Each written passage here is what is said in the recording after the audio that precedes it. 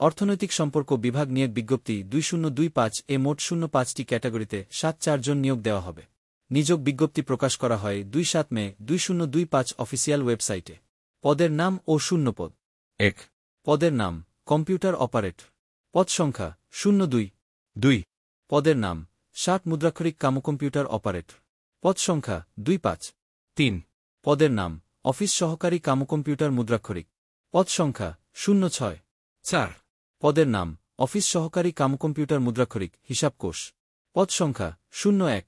5 পদের নাম অফিস সহায়ক। পদ সংখ্যা 40। আবেদন শুরু 01 জুন 2025 এবং আবেদনের শেষ তারিখ 30 জুন 2025। আরও তথ্যের জন্য ডেসক্রিপশন বক্সটি চেক করুন।